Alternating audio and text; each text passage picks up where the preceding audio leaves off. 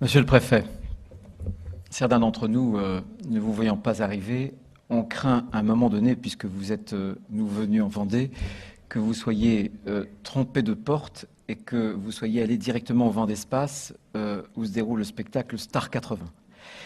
Et nous avons pensé qu'entre Alain Chamfort, Désir Less, François Fellmald et quelques autres, vous préfériez Yves Auvinet, Jean-Claude Merceron et d'autres aussi. Alors merci d'avoir préféré notre assemblée à l'assemblée juste voisine.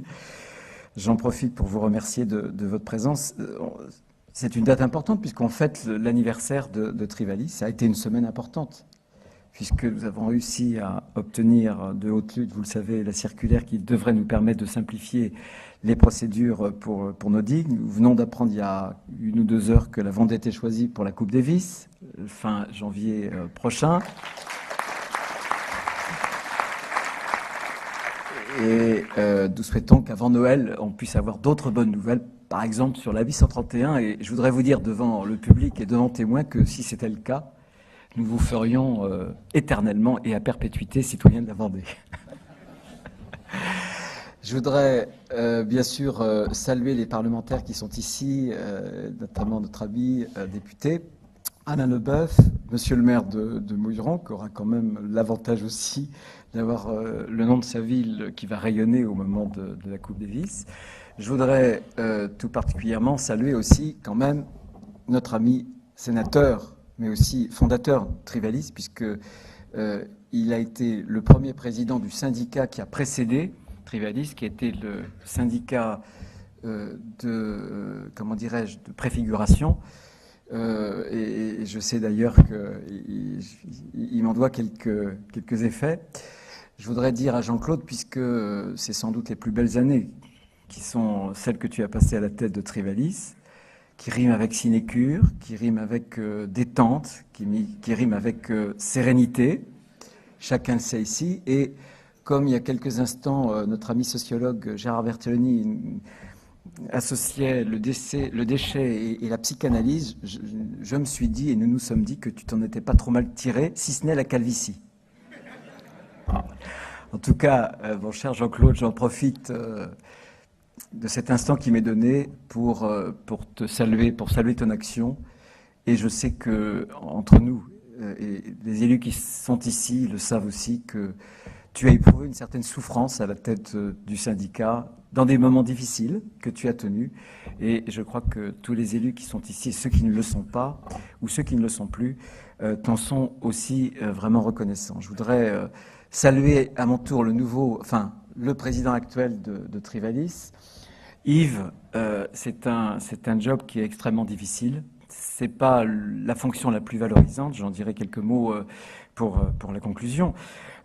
Mais c'est une tâche dont tu t'acquittes avec le brio, avec la discrétion qui est la tienne et avec le grand dévouement qui te caractérise, qui te fait honneur et qui, à travers toi, fait honneur en même temps à la figure de l'élu local au service de la population, au service du bien commun. Ce que je voudrais dire, c'est que les qualités de Trivalis, en tout cas les exigences de Trivalis, sont tes qualités et sont tes exigences. L'esprit de responsabilité, l'obligation, l'exigence de résultat, d'efficacité, et en même temps l'exigence aussi, le goût de la solidarité. Et je pense que ce sont ces 3 qualités, ces 3 exigences que Jean-Claude, avant toi, avait déjà installées au cœur du dispositif, mais que tu as développé depuis, qui font le succès, je crois, de Trivalis. L'esprit de responsabilité, mes chers collègues, c'est une qualité vendéenne. C'est une qualité profondément vendéenne qui est associée à notre pragmatisme. Trivalis, c'est la Vendée responsable. La Vendée responsable, c'est la Vendée qui regarde les choses en face. Et en matière de gestion des déchets, les données qui s'imposent à nous, la réalité, le réel qui s'impose à nous, c'est quoi? C'est un département qui se développe comme peu d'autres départements sur le plan démographique. Ça signifie que quand on accueille 10 000 Vendéens en plus, c'est du tonnage en termes de production de déchets. En plus, c'est une évidence. Ça signifie aussi que lorsqu'on est le 2e département de France, en termes touristiques. On a 5 millions de touristes qui passent, souvent trop vite, qu'on n'a pas, j'ai bien aimé la scénette tout à l'heure, et on n'a pas l'occasion de les former, notamment aux bons réflexes. Là encore, ça nous impose un certain nombre de choix. Si on n'accepte pas ces données-là, qui sont des données essentielles, comment peut-on construire un plan adapté? Comment peut-on construire des outils adaptés? La Vendée responsable, c'est celle qui, aujourd'hui, est capable de traiter 450 000 tonnes de déchets par an. C'est énorme. Et ce que je veux dire en revenant quelques années en arrière, si vous le faites aujourd'hui, si nous le faisons ensemble aujourd'hui, c'est parce qu'il y a un outil départemental. C'est parce qu'il y a un syndicat unique, et tu as eu raison de le dire. Beaucoup d'autres départements qui n'en bénéficient pas nous envient. Et Trivalis, de ce point de vue, est cité en exemple. C'est aussi parce qu'il y a un plan. Alors, ce plan a été compliqué à mettre en œuvre. Il était compliqué à décider. Là encore, on l'a souvent caractérisé par le tri mécano-biologique. Oui, ce que je voudrais simplement dire, c'est que le plan tel que nous l'avions conçu, nous l'avons conçu d'abord avec un concept que nous avions appelé à l'époque le civisme écologique. C'est quoi le civisme écologique? C'est de pousser aussi loin que possible la réduction à la source, c'est d'essayer de pousser aussi loin que possible les filières de tri, et une fois que ces éléments, avec énormément de psychologie, de sensibilisation, sont pris en compte, il y a des outils techniques trimécanobiologiques, centres de stockage, bien sûr, à mettre en place. À un moment donné, alors bien sûr, je ne veux pas non plus faire allusion ni aux décisions de justice, ni, comment dirais-je, aux retombées médiatiques et aux différents éléments qui émaillent finalement le quotidien, ou en tout cas la presse ces mois derniers, ces années dernières. Simplement, la Vendée responsable, sur le plan, c'était quoi les choix? C'était 3 choix possibles, je voudrais simplement le rappeler. C'était le choix du tout enfouissement. On nous a indiqué tout à l'heure qu'il y avait une circulaire qui interdisait, à cause notamment du réchauffement climatique, l'émission de gaz, et donc l'enfouissement du fermentescible. Le tout enfouissement est illégal, d'un point de vue européen comme d'un point de vue français. C'était aussi l'incinération dans un département qui n'en avait pas la tradition.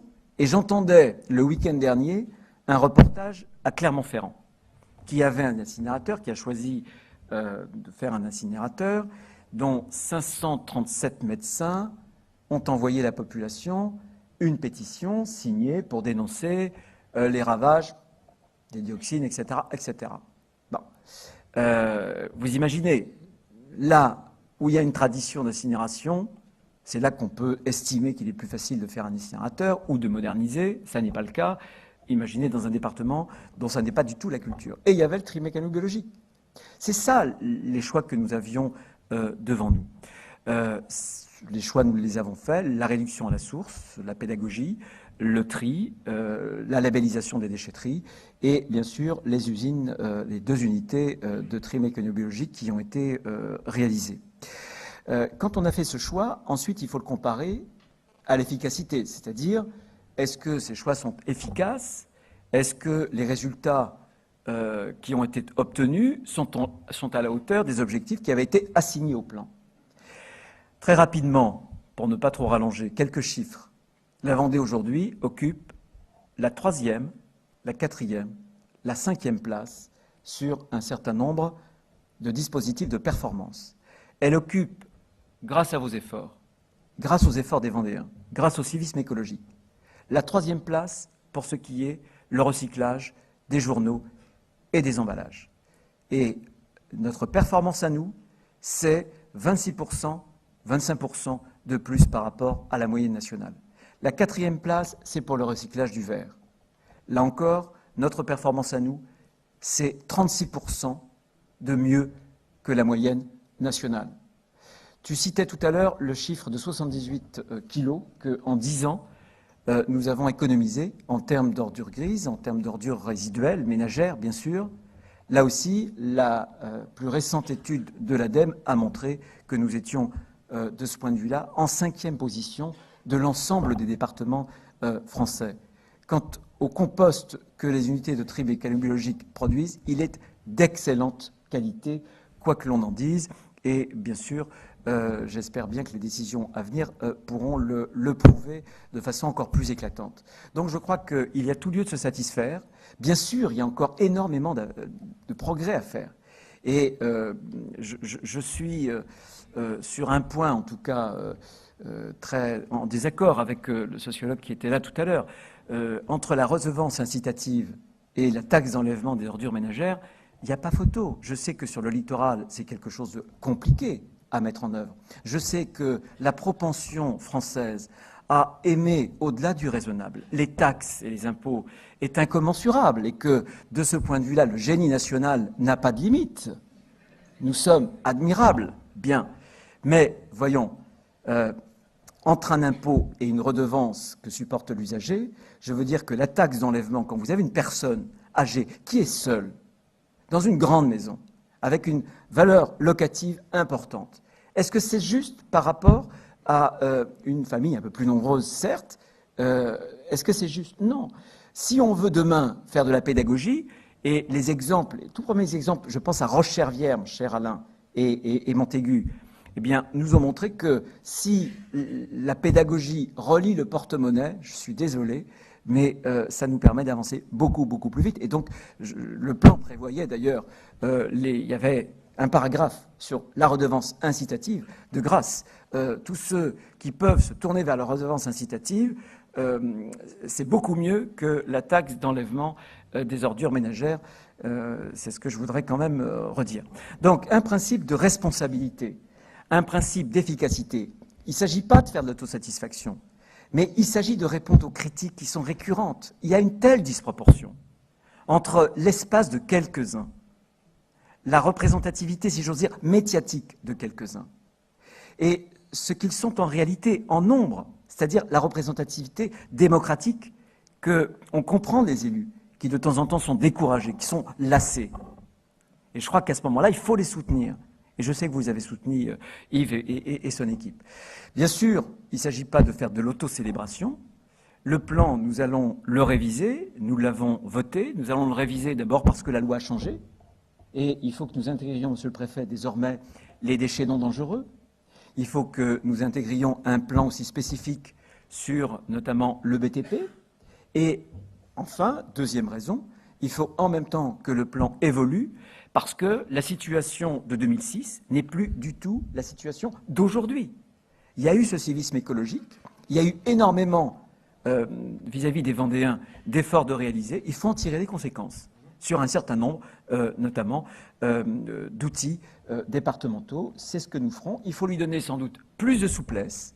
Il faut lui donner en même temps la capacité d'innovation qui manque peut-être sur des dispositions qui sont trop rigides. Et donc, c'est dans ce sens que nous nous apprêtons à réviser le plan.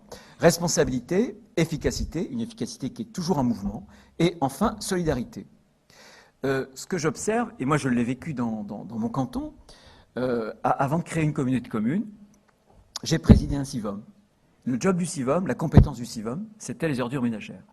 Et je crois pouvoir dire qu'en Vendée, curieusement, mais je voudrais le remarquer avec vous, ce sont souvent la gestion et le traitement des ordures ménagères qui nous ont amenés à approfondir et à démarrer l'intercommunalité. En Vendée, sans doute d'ailleurs, peut-être comme en France.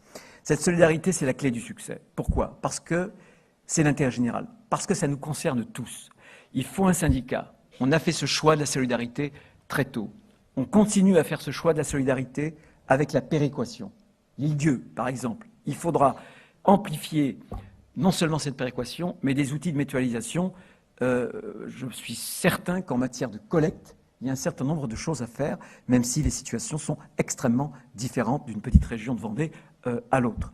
Et je dois dire, enfin, une solidarité entre les services de l'État, tu l'as souligné, je voudrais aussi remercier police, gendarmerie, tous les services de l'État qui concourent aussi, comment dirais-je, que les choses se passent bien, mais surtout solidarité avec les agriculteurs, avec les chambres. Je voudrais saluer Christian Aimé, qui est ici, pour lui dire que, bien évidemment, c'était inconcevable de développer des unités de tri mécano-biologique sans qu'il y ait un partenariat serré, très exigeant, avec les agriculteurs.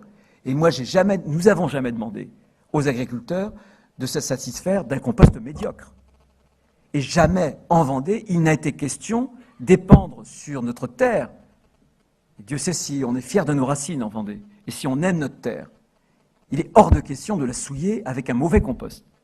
Mais je remercie aujourd'hui l'esprit de responsabilité, l'esprit d'efficacité et aussi de solidarité dont ont fait preuve les présidents successifs, je salue aussi Luc Guyot, de Chambre, les agriculteurs. Voilà, en tout cas, merci. Et je voudrais que cette solidarité, vous puissiez, mes chers amis, notamment les élus, en faire en plutôt preuve, en tout cas la montrer, la démontrer, lorsque Yves, le bureau, est attaqué de façon souvent injuste, parce que c'est excessivement dur. J'ai eu des coups de téléphone de bonne heure le matin ou tard le soir de temps en temps, avec un Yves qui est solide, il a du granit et du chêne vendéen, mais quand les attaques se répètent, il y a une dimension humaine qui est là, et je pense qu'il nous appartient, à nous tous d'ailleurs, à ce moment-là, d'entourer ceux et celles qui se dévouent pour les autres, sur un dossier qui est peu valorisant, si ce n'est la valorisation, bien sûr, des déchets, mais sur un dossier qui est terriblement compliqué. Il y a tant d'élus qui aimeraient couper des rubans, c'est tellement plus valorisant. Mais il faut qu'il y ait des élus qui se dévouent pour les autres. C'est ça le bien commun. Et à travers Trivalis, à travers son président, les vice-présidents et les élus qui s'en occupent, on a cette figure, je trouve, du civisme, non pas écologique, mais de la citoyenneté, de gens qui acceptent de prendre en charge le bien commun pour l'intérêt général. Et je voudrais vraiment féliciter aussi bien le président fondateur, Jean-Claude, et à travers, bien sûr, Yves, tous les élus qui retroussent les manches, qui n'ont pas peur de mettre les mains dans le cambouis, parce que je trouve que, à travers eux et à travers cette fonction pleine d'ingratitude, eh bien, ils font honneur à tous les élus vendéens. Merci.